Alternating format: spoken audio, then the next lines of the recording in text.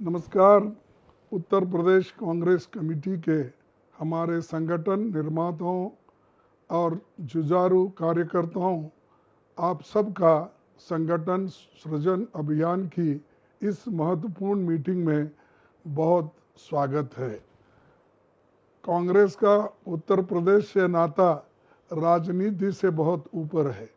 ये नेहरू जी से लेकर इंदिरा जी, राजीव जी, सोनिया गांधी जी और अब राहुल गांधी जी की कर्मभूमि है। भला कौन भूल सकता है कि आज़ादी के आंदोलन में उत्तर प्रदेश का कितना अहम रोल रहा है। 2024 के लोकसभा चुनाव में उत्तर प्रदेश में इंडिया गठबंधन की शानदार जीत ने भारतीय जनता पार्टी को बहुमत से रोकने में बड़ी भूमिका निभाई है। ये चुनाव हमारे देश के लिए, हमारे संविधान के लिए, आम जनता के हक और भागीदार के लिए बहुत अहम था। इस तरह का बेहतरीन प्रदर्शन आपकी कर्मठता, आपके जज्बे के कारण ही संभव हुआ।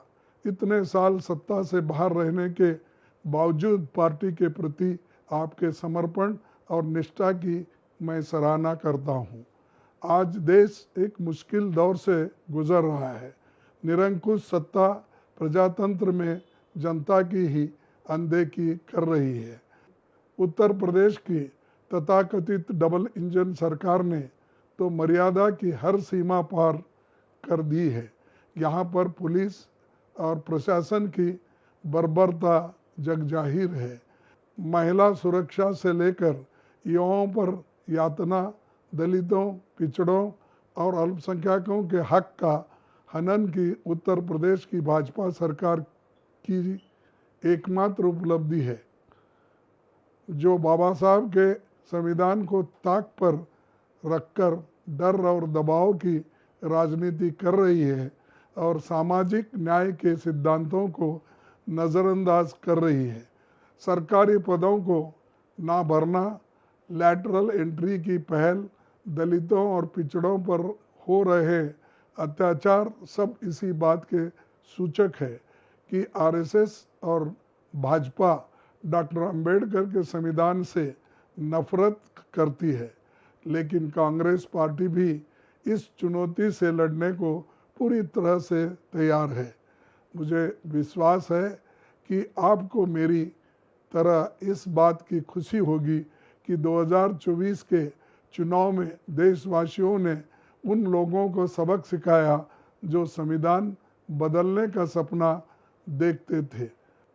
आपने देखा कि जातिगत जनगणना की हमारी मांग को भी मोदी सरकार को नहीं चाहते हुए भी मानना ही पड़ा। अब अगला पड़ाव आरक्षण की 50% लिमिट को उखाड़ फेंकने का और आर्टिकल 15 सब क्लॉज 5 के तहत निजी संस्थानों में दलितों, पिछड़ों, आदिवासियों, गरीब, सामान्य वर्ग के लोगों को आरक्षण मिले, यही हमारी प्राथमिकता है। और जैसे हमने जातिगत जनगणना के लिए सरकार को मजबूर किया, ठीक वैसे ही अब हम ये भी करवा कर रहेंगे।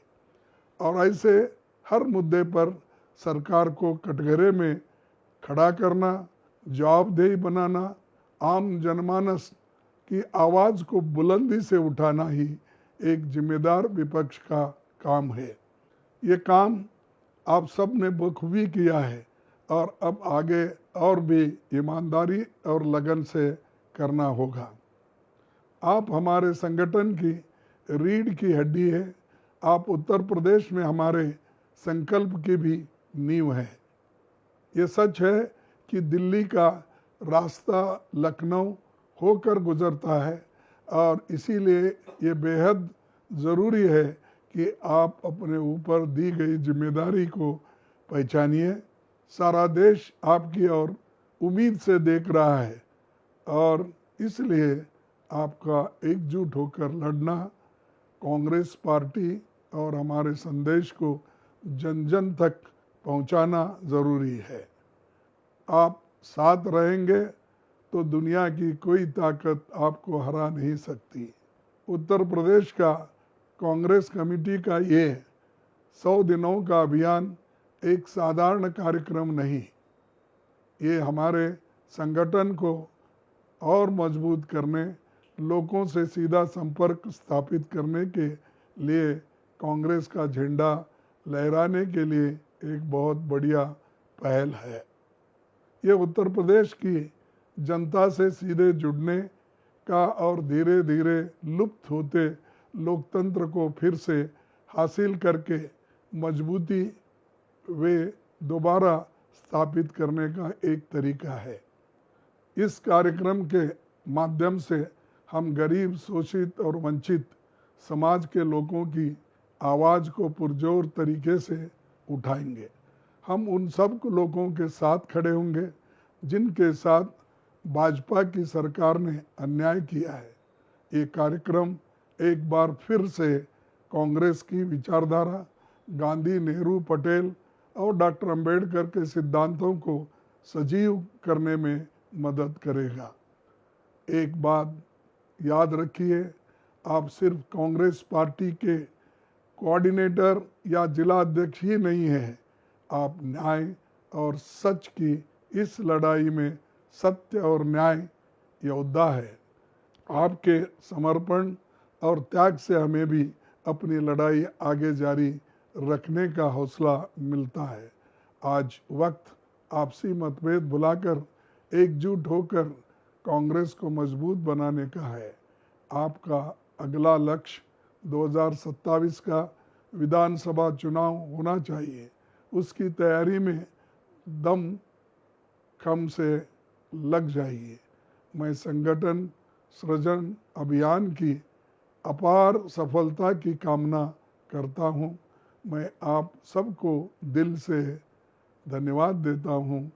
जय हिंद, जय संविधान, जय कांग्रेस।